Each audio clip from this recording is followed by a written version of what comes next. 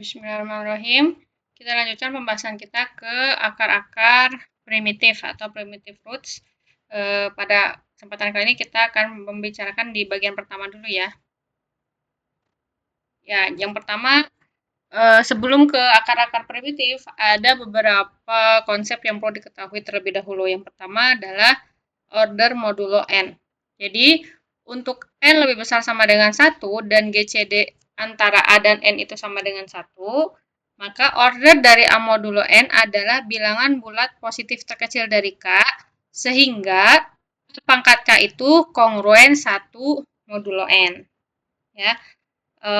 Contohnya misalkan tadi ya, jadi dari definisi ini, lihat ya, A pangkat K kongruen 1 modulo N.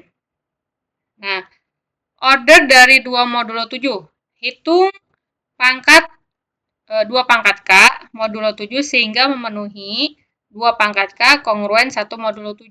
Ya, jadi kita mau mencari K-nya berapa supaya kalau untuk hubungan ini berlaku begitu ya. Jadi 2 dipangkat berapa sehingga dia kongruen dengan 1 modulo 7. Jadi 2 pangkat 1 sama dengan 2 modulo 7 sama dengan 2. Kalau 2 pangkat 2, 4, 4. 2 pangkat 3, 8. Ternyata untuk K yang sama dengan 3, kita peroleh bahwa 2 pangkat 3 itu kongruen 1 modulo 7. Itu yang disebut dengan order. Ya, order dari 2 modulo 7 adalah 3. Gitu ya. Jadi order dari 2 modulo 7 ya, dari sini ya definisinya. Dari sini ya, order dari 2 tadi kan 2 ya, modulo 7 adalah K-nya adalah 3 tadi. Jadi kalau yang masih ingat ini apa ya? Senada begitulah ya. Cuma mungkin bentuk representasinya saja yang berbeda dengan apa yang kalian pernah mungkin dengar di grup yang sempat beberapa waktu lalu kita bicarakan. Nah, sifat yang pertama adalah kalau A kongruen B modulo N dan GCD AN adalah 1, maka order dari A dan B modulo N itu sama. Ya, jadi kalau misalkan saya punya A kongruen B modulo N dan GCD A dan N itu 1, maka A dan B punya order yang sama. Tentukan, di sini contohnya tentukan order dari 3 modulo 10. Ya. Nah, silakan nanti bisa dicoba dengan cara yang tadi ya. Kalian cari 3 modulo 10 ordernya berapa. Nah, sebelum maju lagi ke yang lebih lanjut, ini sebenarnya masih lanjutan dari fungsi-fungsi khusus ya. Cuma dibuat terpisah supaya lebih dekat dengan pembahasan kita. Ada yang disebut dengan fungsi Taussian-Euler. Fungsi Taussian-Euler itu secara notionnya itu adalah jumlah bilangan bulat positif yang kurang dari n dan relatif prima terhadap n. Itu ya, itu apa ya? Narasinya lah begitu ya, definisi singkatnya. Tetapi kalau secara formal dituliskannya seperti gini. Untuk bilangan bulat positif n, fungsi Taussian-Euler yang biasa ditulis dengan Vn itu dituliskannya seperti ini. N ya, di mana P-nya membagi N, V-nya 1 dikurangi 1 per P, di mana P-nya itu adalah semua bilangan prima yang membagi N.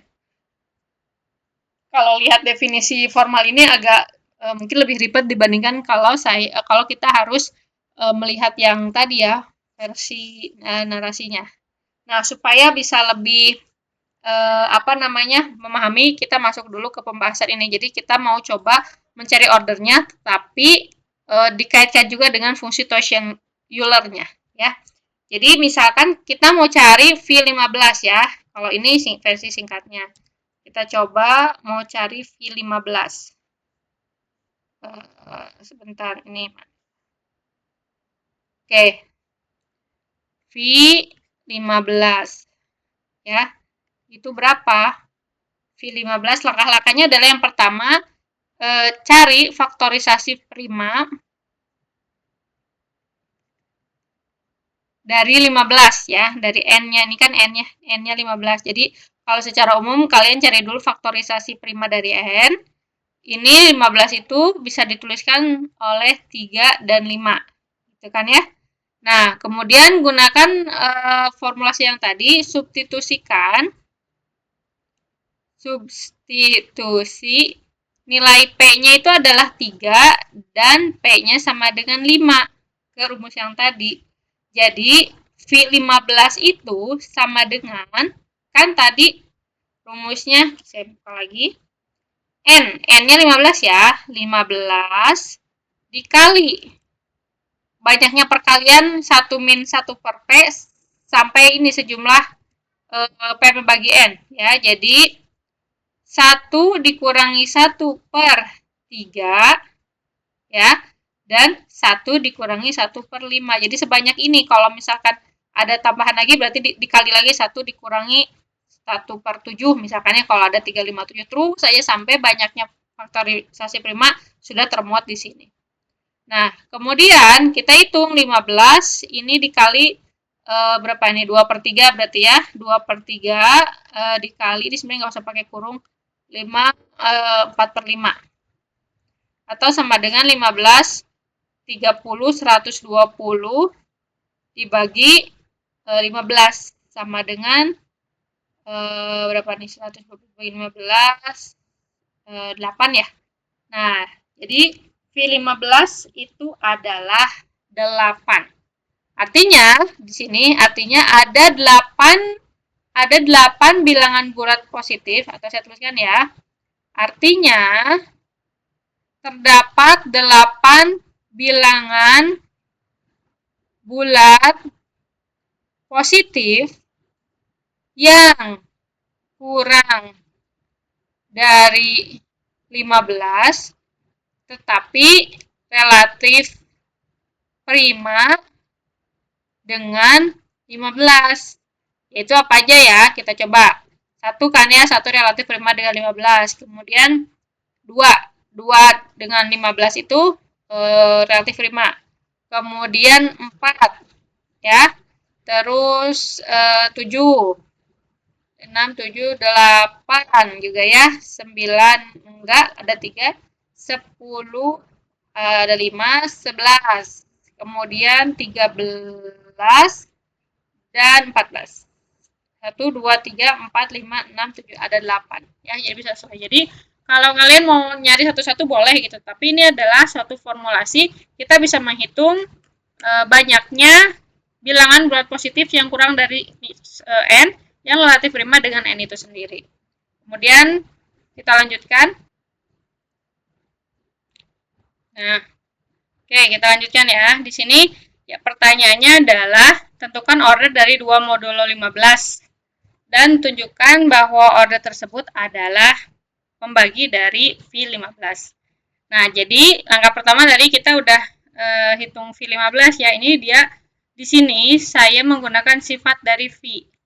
V15 itu adalah bisa dihitung sebagai V 3 kali 5 ya, perkalian dari masing-masing faktorisasi primanya. Kemudian ini seperti menggunakan sifat homomorfisme gitu ya, tapi saya tidak menyinggung sifat pemetaannya, tapi ini sifat dari Cauchy-Euler function-nya seperti ini, V3, V5 nanti kita akan ada latihan tersendiri untuk membuktikan sifat ini, tetapi untuk sementara kita gunakan saja dulu untuk membiasakan dulu dengan fungsi ini begitu. Jadi V3 kali 5 sama dengan V3 dikali V5, di mana V3 kalian bisa cek itu adalah 2, V5 adalah 4. Ini hasilnya sama dengan tadi 8. Gitu ya. Nanti kalian tinggal pilih mau menggunakan cara tadi berdasarkan definisi atau menggunakan cara ini. Nah, kemudian yang syarat langkah selanjutnya adalah kita pastikan dulu bahwa GCD 2 dan 15 itu harus sama dengan 1 dulu sesuai dengan definisi order tadi gitu ya. Nah, kemudian hitung 2 pangkat K modulo 15 sampai kita nemu bahwa hasilnya adalah 1. Di sini dicoba, kemudian diperoleh bahwa order dari 2 modulo 15 itu adalah 4. Ya. Nah, order dari K-nya adalah 4, yaitu pembagi dari 8 tadi. Ya, pembagi dari sini. Nah, kita bisa menggunakan sifat ini tentu saja sesuai dengan peruntukannya. Apabila yang kita perlukan hanya mencari order, tidak perlu menggunakan si Taussian-Euler-V function ini, tetapi apabila memang karena yang ditanyakan itu adalah keterkaitan antara order dan pembagi dari V15, maka tentu saja kita harus mencari V15-nya terlebih dahulu. Nah, misalkan integer A memiliki order K modulo N, ya, maka A pangkat K itu kongruen 1 modulo N jika dan hanya jika K-nya itu adalah bilangan bulat positif terkecil sehingga A pangkat K kongruen 1 modulo N. Gitu. Ya, jadi ini sifat yang sepertinya mungkin terlihatnya sudah secara eksplisit begitu ya.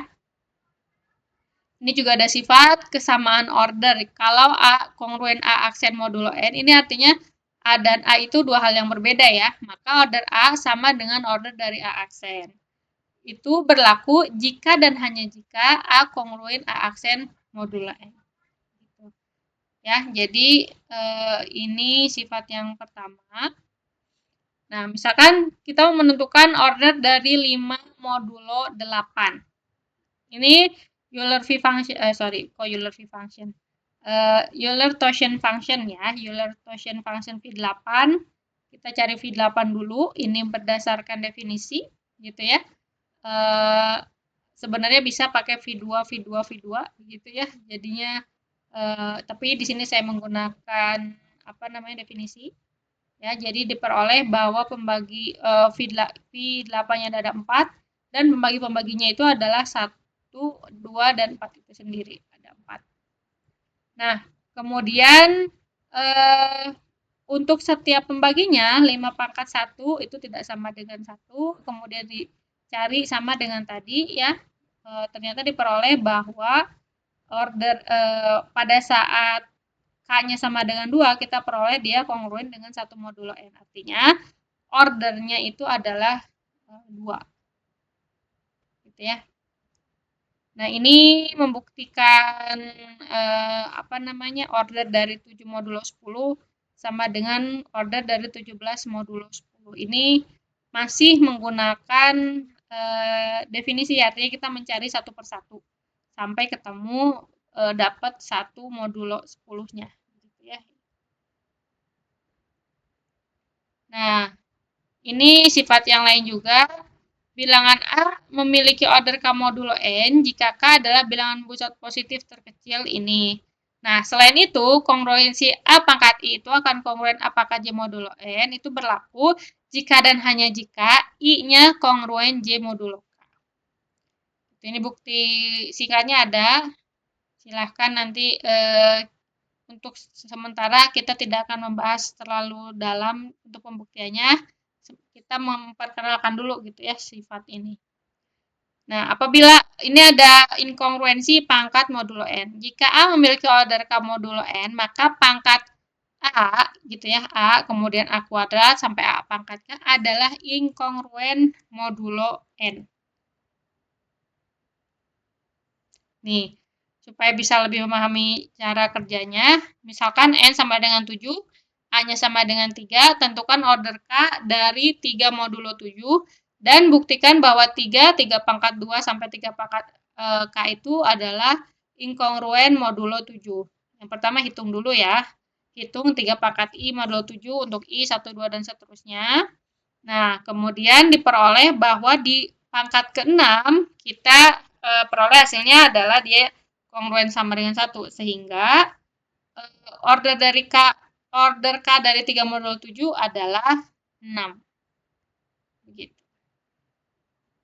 Nah, ini masuk ke akar primitif, baru pendahuluan saja ya. Nanti untuk lebih mendalamnya kita akan bahas di pertemuan selanjutnya. Untuk pertemuan kali ini kita mengingat-ingat kembali konsep kongruensi yang pernah kita pelajari dari sebelum UTS gitu ya.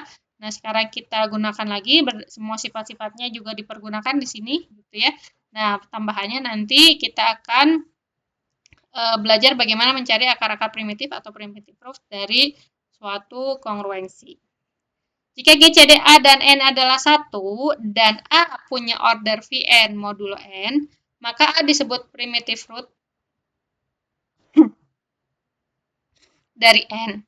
Primitive root dari itu adalah bilangan yang menghasilkan semua bilangan bulat dari 1 sampai N-1 ya, atau yang relatif prima terhadap N melalui pangkatnya A pangkat K modulo N. Jadi jika A adalah primitive root dari N, maka A pangkat K itu tidak akan kongruen 1 modulo N untuk semua K kecil dari Vn. Ya.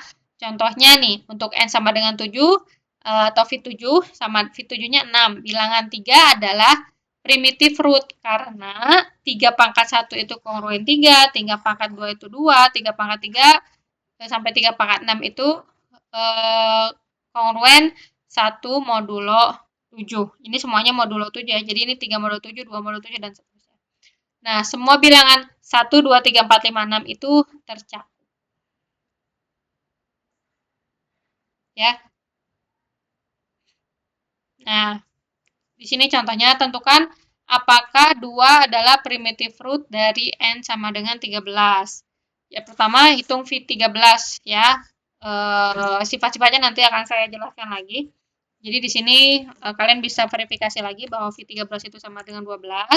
Kemudian hitung 2 pangkat K modulo 13. Ya, di sini diperoleh K-nya itu 12. Ini masih menggunakan, ya itu tadi masuk, kita bukan coba-coba ya, artinya kita menghitung sampai K berapa sehingga diperoleh hasilnya adalah 1 modulo 13. Nah, hasilnya semua bilangan 1, 2, sampai 12 itu muncul. Jadi, 2 itu adalah akar primitif dari 13. Ya, jadi kita lihat lagi definisinya supaya lebih paham kalau misalkan sekiranya masih agak bingung. Jika GCDAN sama dengan 1 dan A itu punya order Vn, ya order Vn modul N, maka A disebut akar primitif. Jadi kita harus tahu dulu Vn-nya berapa. Gitu. Kemudian A-nya itu disebut akar primitif kalau sifat definisi yang tadi terpenuhi. Gitu. Nah, langkahnya adalah yang pertama hitung dulu V-nya, Vn-nya berapa.